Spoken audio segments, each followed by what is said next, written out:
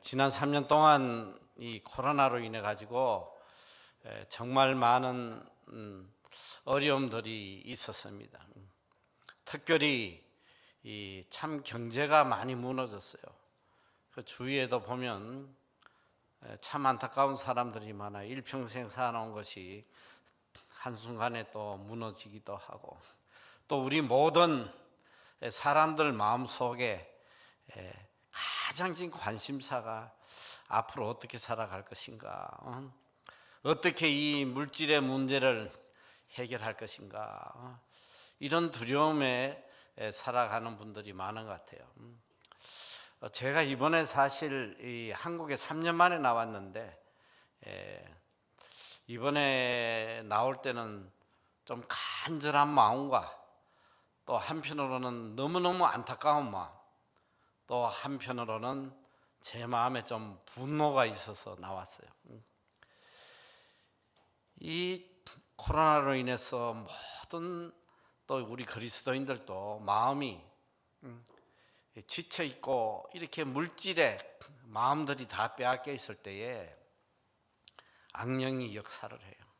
악령이 교회를 파괴하고 성도들을 미혹해서 무너뜨리는 이런 역사가 일어나는 것을 제가 보고 제 속에 참 견딜 수 없는 그런 안타까운 마음이 생기더라고요. 너무나 유명한 프로그램이죠. 새롭게 하소서에 한 금융 전문가가 나와서 교인들을 미혹하는 거예요. 주식 투자해야 된다. 어떻게 해서 돈 버는지 주식 투자법을 알려주고 노후 대책을 어떻게 해야 되는지. 제가 기독교 방송에서 이런 걸 방송을 한다는 걸 보고는 너무 충격을 받은 거예요. 더 놀라운 것은 그 프로그램을 본 시청자가 100만이 훨씬 넘어요. 그 밑에 달린 수천 개의 댓글을 보면서 마음이 무너지더라고요. 그 악한 영을 찬양하고 이분이 우리를 구해줄 이 시대의 요셉이라고 그러고, 아무리 이렇게 영적으로 어두워도 어떻게 그리스도인들이 이렇게까지 어두울 수가 있나? 이게 망하는 길인지 이걸 왜 구분을 못하나? 여러분, 하나님의 자녀들은요 살아가는 방법이 달라요. 하나님의 자녀들이 세상 사람들 살아가는 방법대로 살아가면 망합니다. 세상 사람들하고 똑같은 가치관 가지고 똑같이 세상에 무엇을 이루어 보려고 이렇게 발버둥 치면 죽는단 말이에요. 하나님의 사람은 하나님의 방법대로 살아야지만 살아나는 거예요. 여러분, 하나님이 우리를 향한 뜻이 뭐겠어요? 저는 하나님이 우리를 향한 뜻은 부유함이에요. 절대 가난이 아닙니다. 하나님의 자녀들이 하나님이 주시는 물질을 가지고 하나님의 뜻을 이루고 무사람들에게 은혜를 베풀고 살아가는 이것이 하나님의 뜻이에요. 부유함. 자, 그러면 가난이 무슨 죄냐 또 이럴 수도 있겠지만 가난은 죄가 아니에요. 때로는 가난이 큰 은혜가 될 수도 있습니다. 부유해서 내가 하나님을 잊어버렸다가 가난해서 하나님을 의지하게 됐다면 이 가난은 큰 축복이죠. 오늘 제가 여러분에게 들려드리는 이 하나님의 말씀은 우리가 정말 하나님의 뜻대로 살아갈 때에 내려주시는 하나님의 이 일반적 은혜, 이 부유함의 은혜를 여러분에게 들려드리려고 합니다. 자, 오늘 여러분들이 제가 오전 시간이 제한되기 때문에 중요한 것을 다 할 수는 없지만 오후 시간에 이어서 이 물질관에 대해서 여러분에게 들려드릴 텐데, 오늘 여러분들이 이 성경이 들려주시는 물질관대로 사시기만 하면 제가 이건 100% 여러분에게 장담할 수 있어요. 여러분 일평생 여러분 자손 대대로 물질의 문제에서 완전히 자유할 수 있어요. 마음껏 선한 일 하면서 하나님께 영광 돌리는 이런 복된 삶을 살아갈 수 있습니다. 자, 하나님께서는 여러분 세상의 부모도 자식에게 있으면 다 주고 싶어요. 어떤 부모가 자식이 얻어먹고 빌어먹고 물질 때문에 고통받고 있는 걸 보고 좋아할 부모가 이 세상에 누가 있겠어요? 하물며 하나님께서 우리를 이 땅에 하나님의 의를 이루라고 이 땅에 보내셨는데 물질이 없어가지고 선한 일도 못하고 물질 때문에 잠 못 자고 고통받는 거, 이거 하나님의 뜻이 아니라는 거예요. 하나님은 하나님의 자녀들이 하나님의 뜻을 따라서 마음껏 세상에 베풀고 구제하고 선교하고 하나님께 영광 돌리는 그 삶을 살기를 원하고 계세요. 자, 그래서 오늘 예배 참석하신 여러분들은 오늘 주시는 말씀을 잘 듣고 오늘 여러분의 인생의 터닝 포인트가 돼야 돼. 이제 방향을 바꿔야 돼요. 지금껏 제가 보는 견해는 오늘 그리스도인들이 말만 그리스도인이지 삶은 세상 사람하고 다를 바가 하나도 없어요. 살아가는 방법이 똑같아. 똑같이 경쟁하고 똑같은 세상의 가치관 가지고 좋은 대학 들어가야 되고 인류 기업 들어가야 되고 부자 돼야 되고 성공해야 되고 똑같은 가치관으로 똑같은 방법으로 세상 사람들과 경쟁해서 어떻게든 세상의 것을 잃어보려는, 여러분 이건 하나님의 자녀의 삶이 아니에요. 하나님의 자녀가 세상적인 방법으로 살면 어떻게 되냐? 죽도록 고생하고 근심 걱정 고통이 떠나지 않아요. 평생 하나님의 은혜, 하나님의 기적을 체험하지 못해요. 이 하나님의 뜻대로 살면 기적이 일상이 되는 삶이 되는 거예요. 기적이 일상. 우리 머리로 상상도 할 수 없는 기적들이 일상이 되는 그런 삶을 체험하고 사는 거예요. 이스라엘 민족이 구약 4,000년 동안, 저는 참 이 구약 성경을 보면 막 속이 타요. 왜 이스라엘 민족이 이렇게 비참하게 됐나? 여러분 한번 보세요. 구약의 4,000년 동안 이스라엘 민족이 선민이에요. 하나님 택하신 민족이에요. 그들과 함께 하셔요.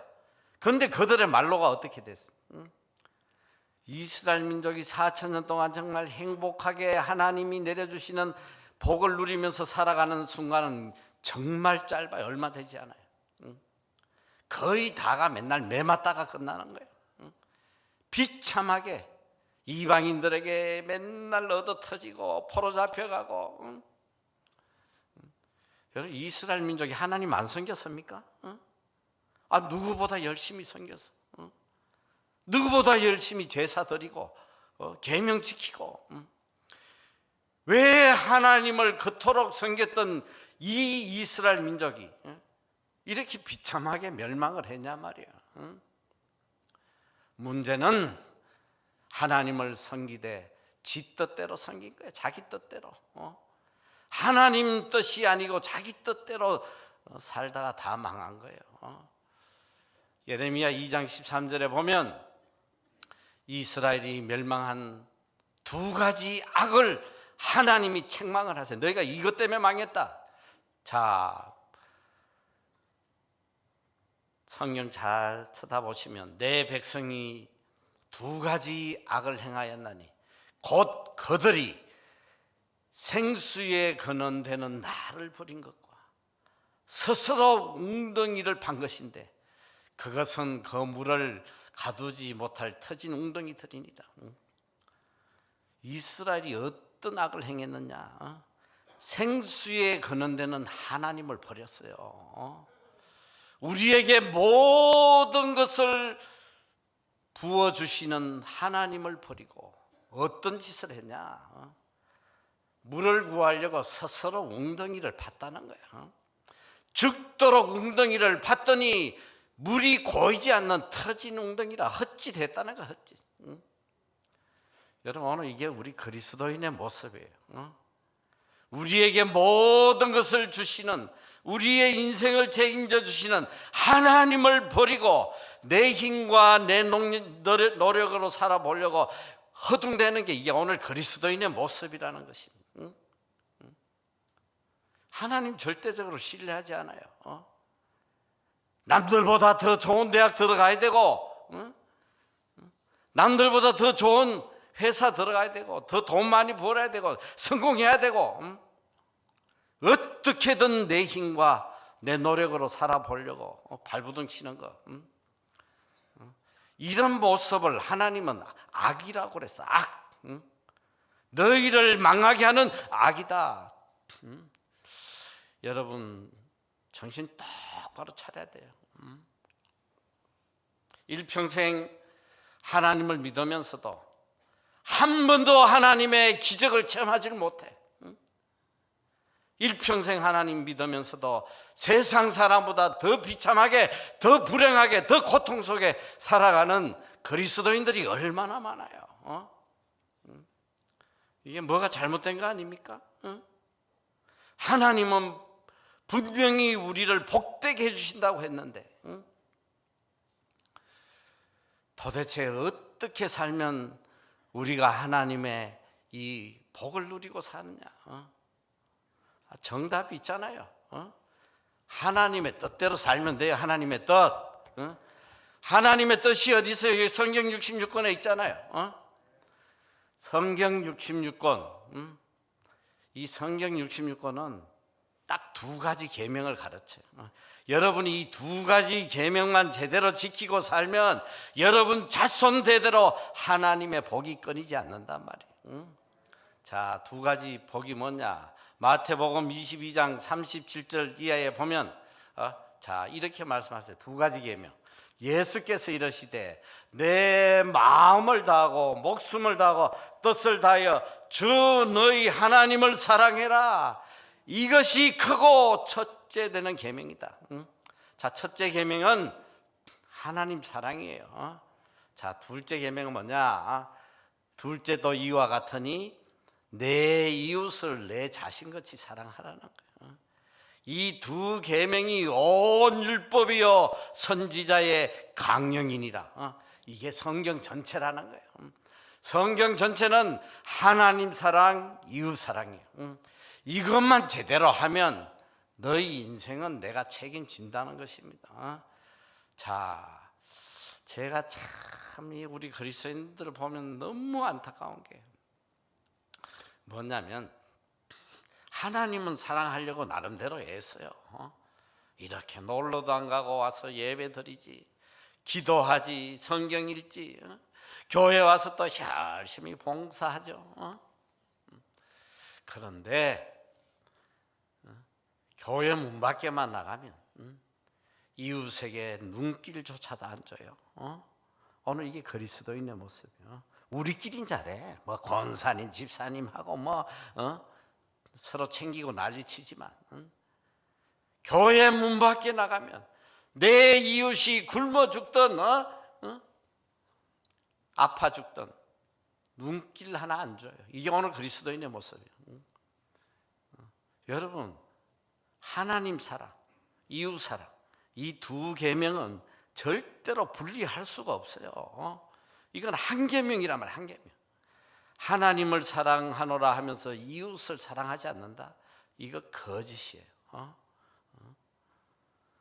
하나님 사랑하면 하나님 계명을 지켜야 될 거 아니에요. 이웃을 내 몸같이 사랑하라고 했으면 이웃에게 눈길은 줘야 될 거 아니에요.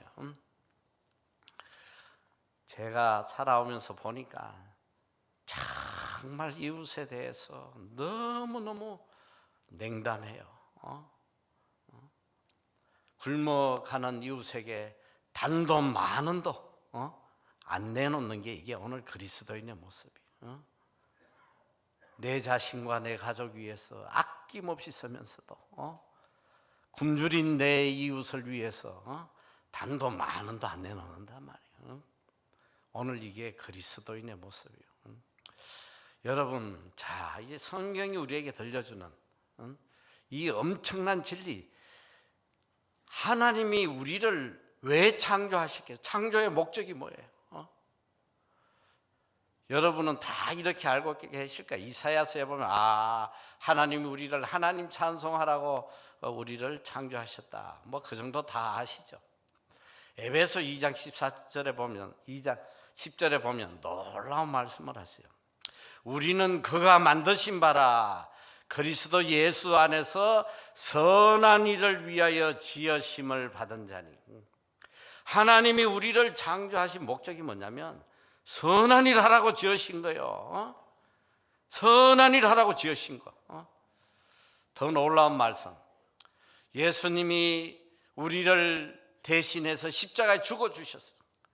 우리 죄를 대속하여 주시고 우리를 의롭게 하시고 하나님 자녀 되게 하시고 영생을 누리도록 십자가에 달려 돌아가셨어요.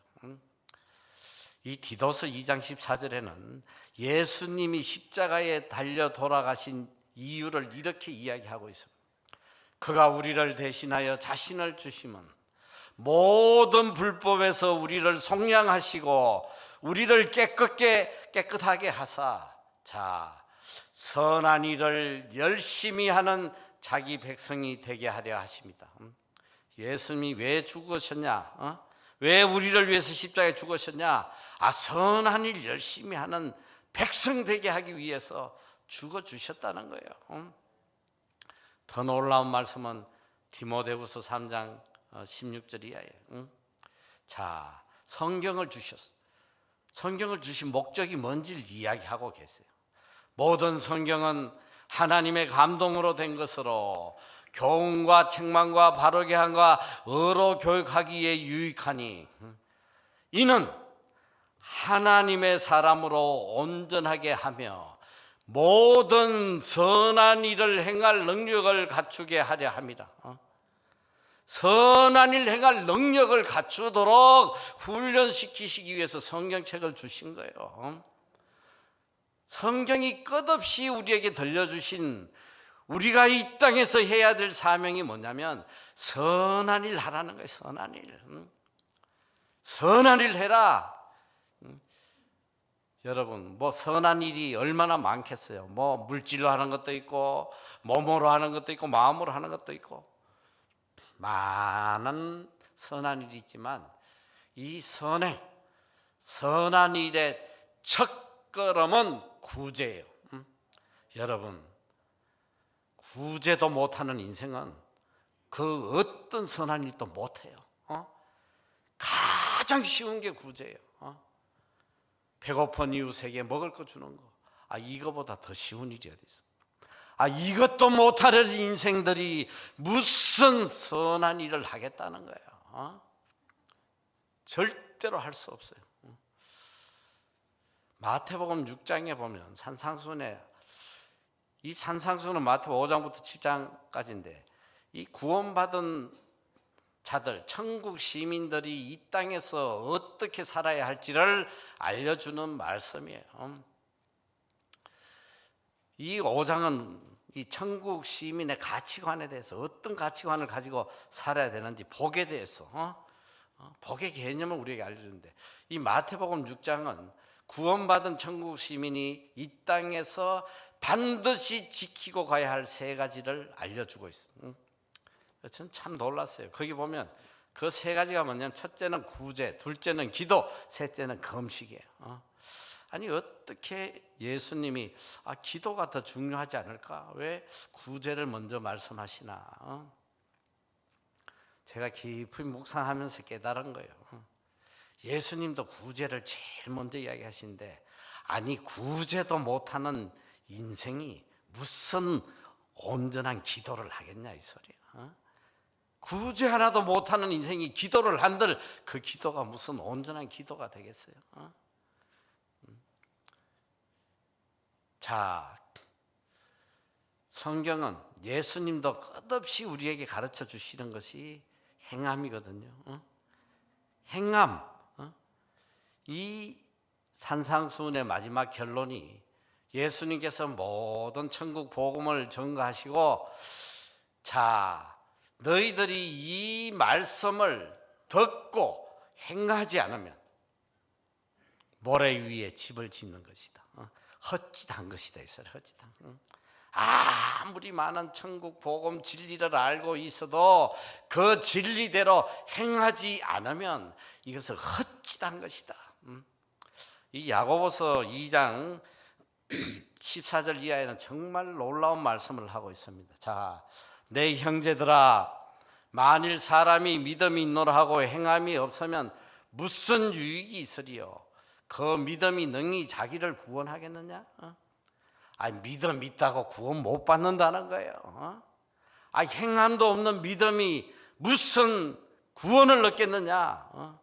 자, 이어서 또 보면 만일 형제나 자매가 헐벗고 일용할 양식이 없는데 너희 중에 누구든지 그에게 이르되 평안히 가라, 덥게 하라, 배부르게 하라 하며 그 몸에 설 것을 주지 아니하면 무슨 유익이 있으리요?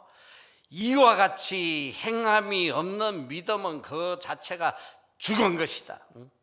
여러분, 행함이 없는 그런 믿음 가지고는 절대로 구원받지 못한다는 거예요.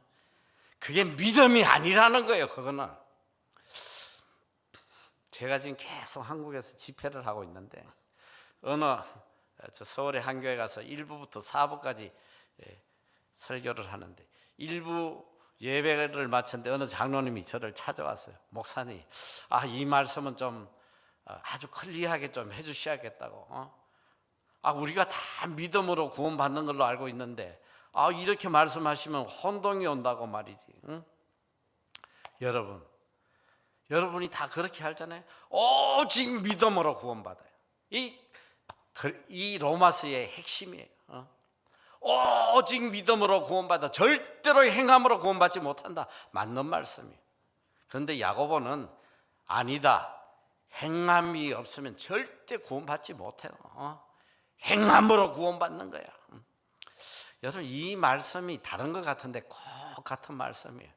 자, 제가 지금 쉽게 여러분이 알려드릴 테니까 잘 깨달아야 돼요. 우리 그리스도인들이 믿음에 대한 정의를 너무 잘못되게 알고 있어. 그냥 입술로 하나 예수님 구주로 영접합니다 하면 이게 믿음인지 알아요. 절대 그렇지 않아요. 파란 잉크를 맑은 물에 이렇게 부으면 그 물이 파랗게 변해요. 자, 예수님께서 우리 죄를 대신해서 십자가에 엄청난 희생과 사랑으로 우리를 대신해서 죽어주셨어요. 이 예수 그리스도의 죽음으로 예수님이 우리에게 구원받을 믿음을 선물로 주신 거예요. 예수님의 죽음으로 주어진 선물이 믿음이라는 거야. 이 믿음이 우리 삶 속에 들어오면 우리 삶이 변하지 않겠어요? 성경은 그래서 이 믿음을 가진 자를 중생했다고 그래. 중생. born again, 다시 태어났다는 거예요. 옛사람은 죽고 새사람으로 거듭났더라.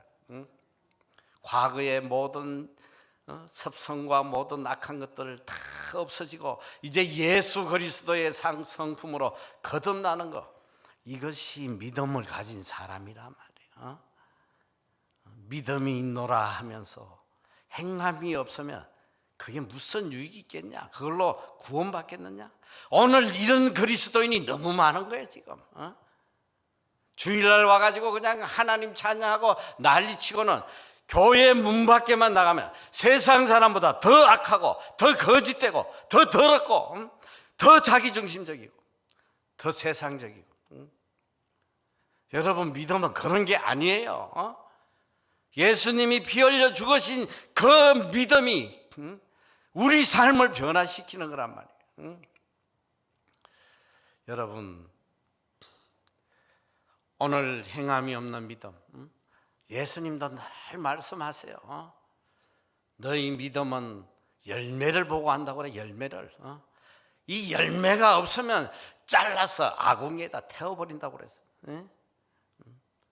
오늘 우리가 정말 그리스도에 대한 믿음을 가졌으면 믿음에 따른 열매가 나타나야 될 거 아니에요. 행함이. 예수를 믿으나 안 믿으나 똑같은 그런 모습으로 살아가니까 일평생 하나님의 기적을 한 번도 체험 못하는 거예요. 왜 하나님의 자녀가 이 땅에서 물질 때문에 잠 못 자고 고통받고 살아야 되냐 이 소리예요. 하나님은 분명히 말씀하시잖아. 너희 선한 일 하라고 내가 너희 창조했다. 마음껏 선한 일 해라. 선한 일 하라고 하신 분이 선한 일 하도록 물질을 안 주겠어요? 여러분, 물질 없이 무슨 일을 하겠어요?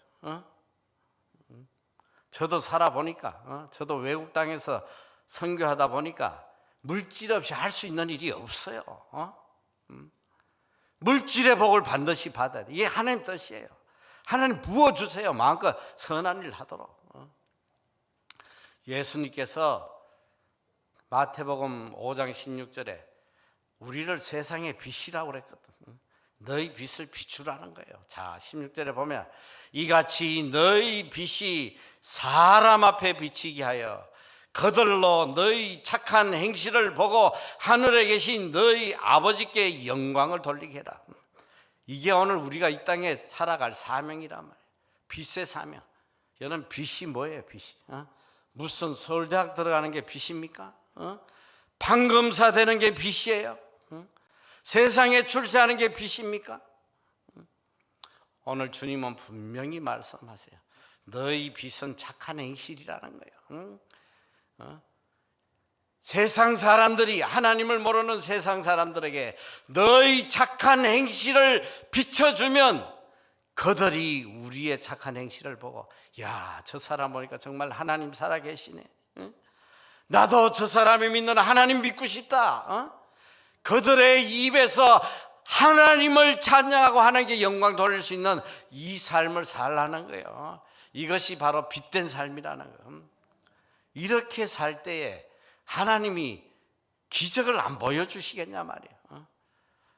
제가 오늘 여러분들의 모든 물질의 문제를 해결할 성경적 물질관을 여러분에게 들려드릴 텐데 그대로 살면 다 해결받아요. 그런데 오전 예배로 이게 도저히 시간이 안 돼. 오전에는 제가 짧게 제 감정하고 짧게 이야기하고, 오후에 여러분들이 꼭 나오시면 성경이 이 물질에 대해서 우리가 어떤 자세를 갖고 살아야 하는지, 또 그렇게 살 때 어떻게 하나님이 역사해 주시는지 이걸 여러분에게 들려드리겠습니다. 자, 오늘 이 선행을 하는 자에게 내려주시는 하나님의 약속의 말씀이에요.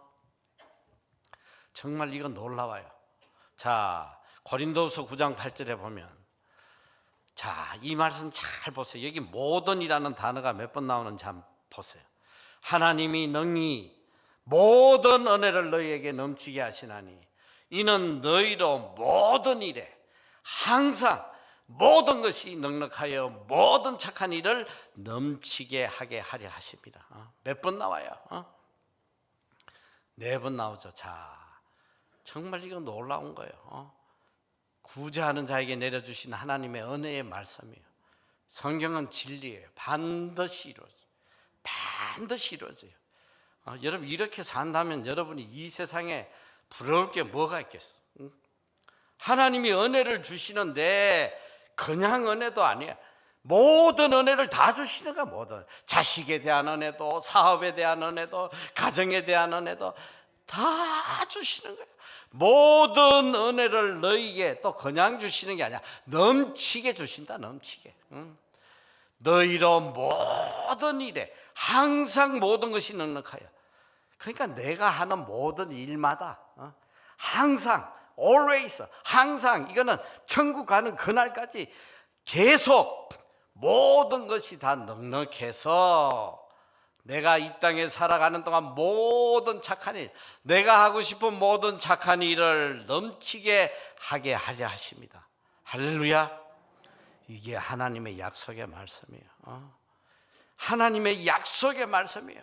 이 말씀은 예루살렘 성도들이 흉년으로 굶어 죽어가고 있을 때에 마게도냐 지역, 고린도 지역의 이 성도들이 바울 선생을 통해서 내 형제들 돕겠다고 말이지, 자기들도 극한 가난 속에서 핍박 속에 있으면서 기쁨으로 풍성하게 연보할 때에 주신 말씀이요. 구제하는 자에게 부어주실 하나님의 은혜가 얼마나 큰지. 여러분, 모든 물질의 문제는 구제부터 시작되는 거예요. 구제 잘하면 이게 물질의 문제를 해결받는 키란 말이에요. 축복의 통로예요.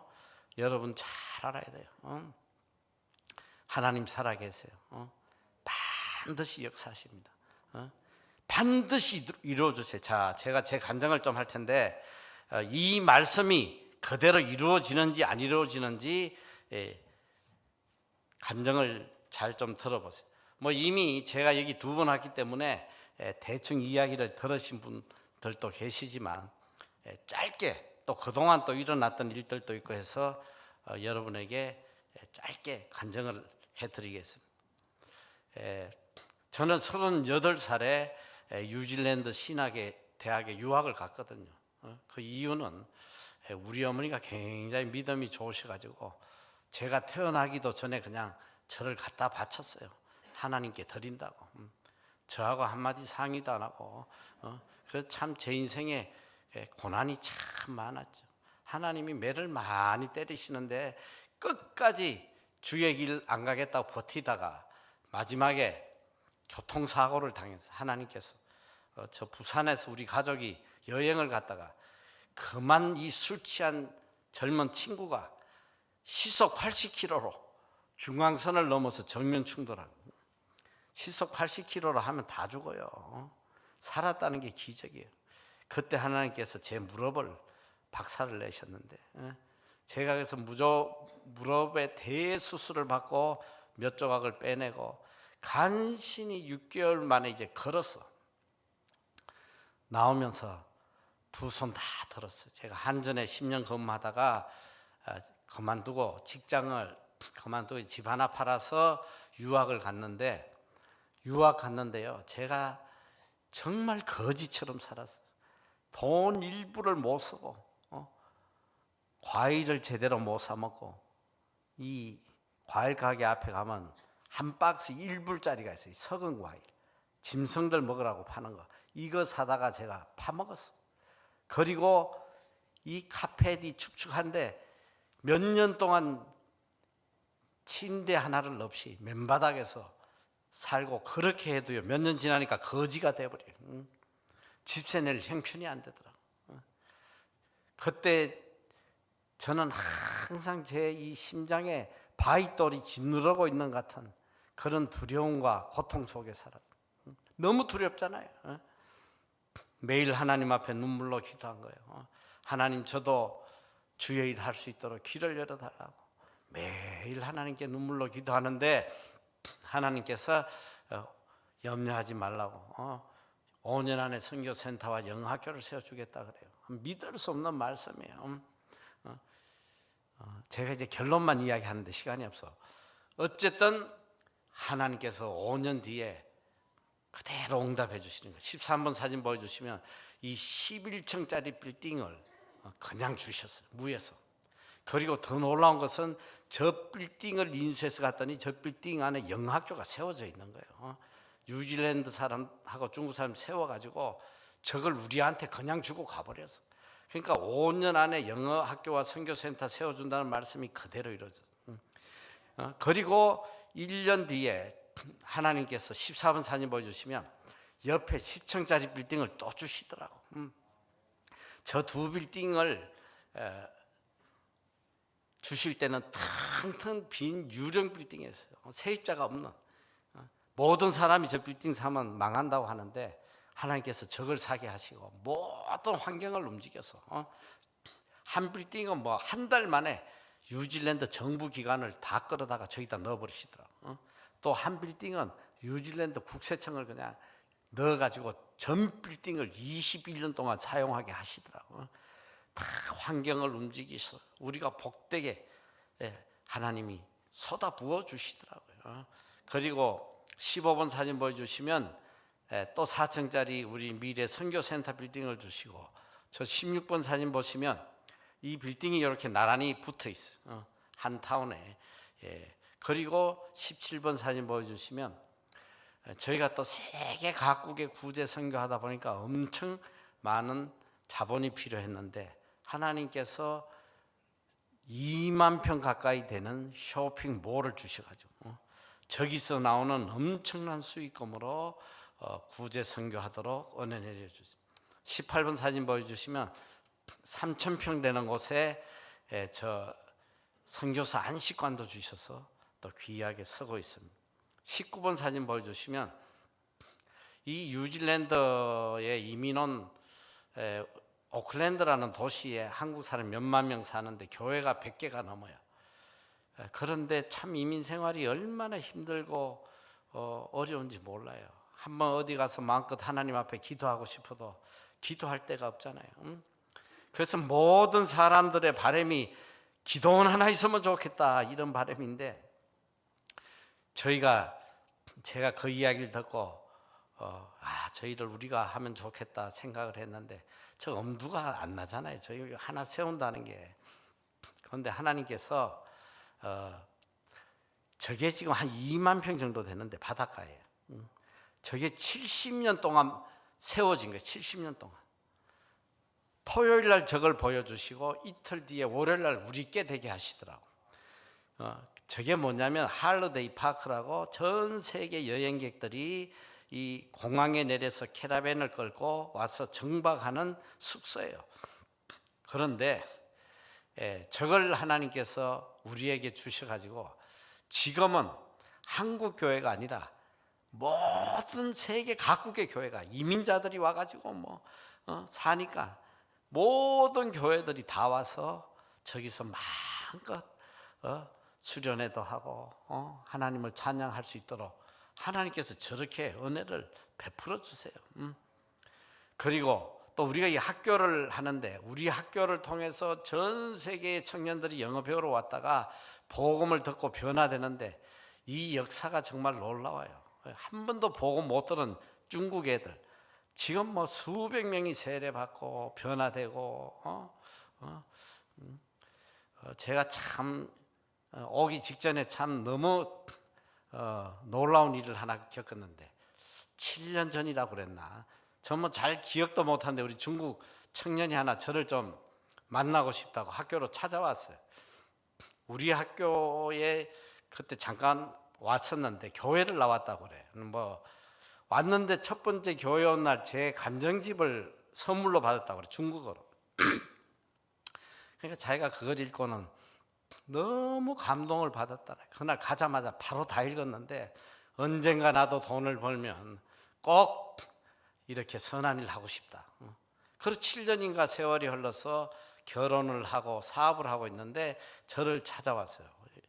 제가 나오기 직전에 찾아와서 자기가 그때 너무 은혜를 받고 자기도 이 선한 일에 꼭 동참하고 싶었다고 와가지고 저한테 돈 15,000불을 주는 거예요. 15,000불이 얼마면 쉽게 하면 1,500만 원 된다고 생각해. 이 중국 애가 그 복음이 들어갔어. 여러분 참 우리 학교를 통해서 이렇게 놀라운 역사들이 일어나는데 특별히 이제 한국에서는 저희가 초창기에는 이제 어려운 목회자 자녀들 언어 연수를 시키고 신앙 훈련을 시키다가 하나님께서 이제 여유를 주셔가지고 저희가 누구든지 기독 청년이면 누구든지 지원할 수 있도록 해서 1년에 약 200명 정도 장학금을 주고 교육을 시켜요. 그리고 신앙 훈련을 시키고 지금 20년이 넘었으니까 지금 수천 명이 우리 과정을 밟았는데 벌써 초창기에 온 사람들은 지금 50이 넘었어. 담임 목사하고 이래요. 이번에도 제가 참 재밌는 게 집회 나와가지고 다니는데 길거리에서 3명을 만난 거예요. 길거리에서 난 마스크하고 다니까 아무도 모르는데 어떻게 와서 목사님 많으시냐 하면서 제가 맡깁니다. 10년 전에 다녀왔습니다. 이러는데 어쨌든 전국에 지금 다 깔려 있어요. 참 놀라운 복음의 열매를 맺고 있는데 문제가 뭐냐면 우리가 이렇게 자각금을 줘도 아이들이 와서 생활할 돈이 없는 거예요. 너무 생활비가 많이 드니까.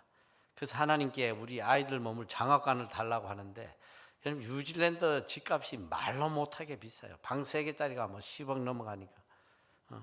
우리는 전부 다 방 5개 이상이 돼야 되는데, 하나님께 구했는데 대저택을 주셨는데 방 5개가 넘는 저 장학관을 몇 개를 주시냐면 거의 20개를 주신 거예요.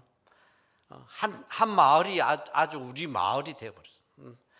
하나님께서 이렇게 쏟아부어 주세요. 21번 보면 또 우리 학생들이 1년에 2번 6개월에 한 번씩 모집을 하는데 이렇게 한 번에 많은 학생들이 옵니다. 자, 22번 보여주시면 우리 빌딩 안에 뉴질랜드 최대 선교센터를 하나님이 세워주신 거예요. 저기에 국제 선교단체가 17개가 일하고 있어요. 이 선교 역사에 없는 일이에요. 이 위클리프라든지 뭐 성서공회라든지 국제적인 선교기관 17개가 함께 일을 해요. 저희가 무상으로 모든 사무실 제공하고 관리 비용까지 다 저희가 다 지급을 해주고 있습니다. 그리고 23번 사진 보시면 제가 이제 늘 집회 나올 때마다 마음이 아팠던 것이 노숙자들, 또 이 길거리에 이 폐지 죽고 하는 독거노인들, 저분들에게 어떻게 따뜻한 밥이라도 좀 먹일 수 없을까, 늘 그걸 마음에 담고 있었는데 몇 년 전에 수원에 7층짜리 빌딩을 주셨어요, 하나님. 그래서 저기에서 우리가 무료 급식을 시작했고, 지금은 저 빌딩 안에 선교사 안식관도 있고, 또 우리 청년들 무료로 지낼 수 있는 장학관도 있고, 또 우리 노인들 위한 예배당도 세워져 있고, 많은 일들이 저기에서 이루어지고 있습니다. 그리고 24번 사진 보시면 저희가 지금 수원역에 있는 노숙자들을 돌보고 있는데 한 200여 명 돼요. 단순히 먹을 것만 챙겨주는 게 아니라 저분들의 모든 필요를 다 채워줍니다. 텐트 사달라면 텐트 사주고, 약 사달라면 약 사주고, 옷 달라면 옷 주고. 그래서 저분들에게 또 천국 복음도 전거하고 있습니다. 25번 사진 보여주시면 이 노숙자는 세계 어디 가도 다 있어요. 뉴질랜드에도 한 200여 명 시티에 있습니다. 저분들도 저희들이 돌보고 있습니다. 그리고 26번, 지금 이 코로나 이후로 저희가 온 역량을 다 쏟아붓는 것이 뭐냐면 바로 저 양식 나눔이에요. 지금 이 코로나 이후로 굶어 죽는 나라가 얼마나 많은지 몰라요. 그래서 저희가 일단 30개국을 선정을 해가지고 현지 선교사분들을 통해서 매달 양식을 보내고 있어요. 어마어마한 돈을 지금 쏟아붓고 있습니다. 그리고 또 27번 보면 저희가 오래전부터 한국에 온 이 탈북자 청소년들, 지금 수십 명을 저희가 생활비와 장학금을 계속 지급해 주고 있어요. 자, 이 시간이 많이 가서 제 간증은 여기까지 하고 28번 사진 보여주시면 지금까지 하나님이 역사하신 놀라운 기적의 이야기들이 저 이른비, 늦은비 2권에 세밀하게 적혀 있습니다. 이미 보신 분들도 계시겠지만 안 보신 분들은 꼭 좀 읽어보길 바라고, 29번 사진 보시면 이 재물 이야기라는 책을 올 2월에 제가 출간을 했는데, 제가 이 코로나를 겪으면서 물질 앞에 무너지는 교회와 성도들을 보면서 너무 안타까워서 성경이 우리에게 들려주는 이 물질관, 그리고 제가 체험했던 아름다운 이야기들을 엮어서 저 책을 썼는데요. 너무 귀한 책이에요. 여러분이 저 책을 처음부터 끝까지 읽기만 하면, 뭐 읽기만 하면 되는 게 아니고 읽고 행하기만 하면 여러분 모든 물질의 문제는 다 해결돼요. 자, 그리고 30분 보면 일본에 대해서는 영어와 중국어로도 번역이 되어 있으니까 여러분이 이제 나가실 때 이 책이 있을 텐데 반드시 책을 좀 구하도록 하죠. 왜냐하면 여기 판매대금 전액은 노숙자들에게 가는 거예요. 여러분들이 지금부터 이 선행을 실천해야 돼요. 해야 돼. 나만 볼 게 아니라 좀 많이 사서 주위에도 나누고, 제가 이번 집회도 보니까 한 교회 갔더니 한 사람이 37권인가 사는데 성가대 준다고 다 사가더라. 여러분 선행해야 됩니다. 반드시 선행해야 돼. 이것이 축복의 통로고 자손 대대로 복을 받는 비결이에요. 반드시 해야 됩니다. 그 마음을 보시고 하나님 물질을 쏟아부어 주시는 거예요.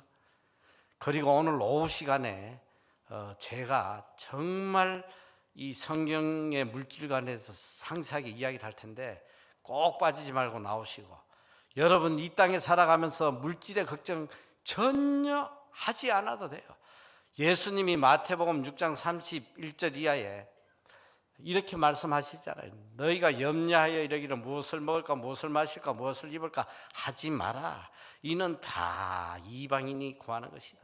너희 하늘 아버지께서 이 모든 것이 있어야 할 줄 아시느니라. 너희는 먼저 그의 나라와 그의 의를 구하라. 그리하면 이 모든 것을 너희에게 더하시리라. 여러분 이 말씀만 여러분이 제대로 깨달으면 이 세상에 살아가는데 걱정할 일이 하나도 없는 거야. 의식주 문제는 하나님이 내가 책임질 일이라고 분명히 이야기하시잖아요. 왜 하나님을 아버지로 둔 너희들이 이 의식주 문제를 걱정하냐? 그거는 이방인이나 하는 거야. 이방인. 이건 내가 책임질 거야. 내가. 너희가 할 것은 그냥 그의 나라와 의를 구하라는 거야. 그의 나라와 의를 구하라는 게 뭐야? 하나님의 뜻에 따라서 의를 이 땅에서 행하고 살라는 거예요. 그러면 모든 거 내가 다 더해주겠다는 거야. 내 필요한 거 다, 모든 거 다 채워주겠다는 거예요. 이 하나님의 신실한 약속을 믿어야 돼요. 여러분 내 인생을 내가 살려고 하는 거 어리석은 게 없어. 그리고 또 하나님이 하실 일을 내가 하려고 자꾸 갖다 들이대면 머리 다 빠지고 불면증 걸린단 말이야. 먹고 사는 문제는 하나님이 하신다고 그러죠. 하나님이 할 일이고 내가 할 일은 그냥 그의 나라와 그의 의를 구하는 거야. 하나님 주신 거 가지고 청지기로서 하나님의 뜻에 따라 선하게 사용하면 하나님이 하늘 문을 열어서 쏟아 부어 주시는 거예요. 그래서 우리 하나님의 자녀들은요 걱정할 게 하나도 없어요. 그리고 소망이 있어. 능력 없어도 괜찮고 학벌 없어도 괜찮고 가진 거 없어도 괜찮아요. 오늘 우리 여기 청년들 학생들 많이 나왔는데 그런 거 하나도 중요하지 않아. 내가 이 땅에서 복된 자가 되는 거는 하나님이 만들어 주시는 거지. 무슨 서울대 나온다고 그 인생이 복되게 되겠어요? 시편 75편 6절에 보면 대저 높이는 일이 동에서나 서에서 말미암지 아니하고 남에서도 말미암지 아니하고 오직 재판장이신 하나님이 이를 높이시고 저를 낮추신다고 그래서 하나님 마음에 들면 하나님이 다 존귀하게 사용하는 거예요. 세상적인 가치관 가지고 살지 말란 말이야. 제가 뭐 시간이 없으니까 저에 대해서도 깊이 이야기 못하지만 저는 세상적으로요 제 힘과 능력으로 밥 한 끼도 해결할 수 없었던 사람이에요. 뭐 예전에 와서 내가 잠깐 간증했는지 몰라도 저는 고등학교도 열반에 들어가서 따라가지 못해서 학교 때려치우고 검정고시 그냥 남들 6개월이면 붙는 걸 3년을 해도 안 붙더라. 3년을 그때 바싹 늙은 게 아직도 회복이 안 되고 있는데 나중에 어떻게 대학 예비고사 보고 들어가려고 하는데 그냥 다 본고사 보니까 아무 데도 들어갈 데가 없어. 야간은 다 수시나 봐도 다 떨어지고 마지막에 군대 안 끌려가려고 그냥 아무 데나 그냥 하루 종일 기다리다가 제일 그래도 경쟁률이 낮은데 집어넣었는데 그게 어딘지 알아요? 바느질 하는데 바느질 의상학과 거기도 떨어졌더라고. 거기도 참. 그런데 나중에 하나님 은혜로 며칠 뒤에 학교에서 한 명이 등록 안 했는데 오겠냐고 그래가지고 참 거기 가서 밤마다 여자애들하고 재봉틀 앉아가지고 참 제 인생이 얼마나 비참했는지 몰라. 저는 제 힘으로 밥 한 끼도 해결할 수 없었던 사람이에요. 여러분 소망이 있어. 누구든 소망이 있단 말이야. 지금이라도 오직 하나님 붙들고 하나님 뜻대로 하나님 기뻐하신 대로 살면 그 인생을 하나님이 복되게 존귀하게 들어서신단 말이야. 세상을 좀 힘들게 살지 말아요. 나는 불쌍해 죽겠어. 우리 그리스도인들이 가장 편하고 가장 쉽고 가장 행복하게 살 수 있는 길을 하나님이 주시는데 굳이 그냥 내가 하겠다고 그냥 가장 힘들게 고통스럽게 잠 못 자면서 그렇게 어리석게 살고 있는, 불쌍해 죽겠어. 불쌍해. 하나님 자녀답게 살아요. 하나님 중심으로 하나님 시키는 대로 살면 이 세상의 모든 문제 하나님이 다 책임져 주세요. 믿습니까? 네. 이 믿음으로 다시 복된 자로 일어서기를 축원합니다.